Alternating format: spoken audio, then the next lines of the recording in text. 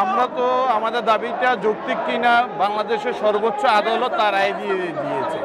আমরা আজকে যে অবস্থান কর্মসূচি করছি, এই অবস্থান কর্মসূচির পরিপ্রেক্ষিতে কেন হচ্ছে, যখন এটা বিলম্ব হচ্ছে, আমাদের এই জনদাবি এবং ঢাকাবাসীর দাবি আদালতের রায়ের মাধ্যমে প্রতিফলন হয়েছে এবং এর জন্য আমরা আজকে লাগাতার কয়েকদিন যাবৎ টানা কর্মসূচি চালিয়ে যাচ্ছি এবং শপথ না নেওয়া পর্যন্ত স্থানীয় সরকার উপদেষ্টাকে হুঁশিয়ারি করে বলতে চাই, আপনি আর বিলম্ব না করে অনতি বিলম্বে ইশরাক হোসেনকে শপথ পড়ানো হোক। অন্যান্য দাবিগুলো আমরা দেখেছি একদিন দুই দিন আন্দোলন করলে সেটা দাবিটা মেনে নেওয়া হয়েছে, কিন্তু আপনাদের এই যৌক্তিক দাবিটা কেন মেনে নেওয়া হচ্ছে না? এর পিছনে কারণটা কি? এর পেছনে কারণ থাকতে পারে হচ্ছিল যে ইশরাক হোসেন বিএনপি মনোনীত মেয়র প্রার্থী, জনগণের ভোটে রায় দিয়েছে।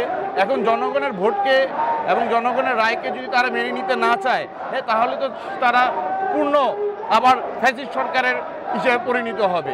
তারা যেহেতু অন্তর্বর্তীকালীন সরকারের দায়িত্ব হবে জনগণের প্রতিনিধিকে জনগণের মাঝে দায়িত্ব গ্রহণ করা।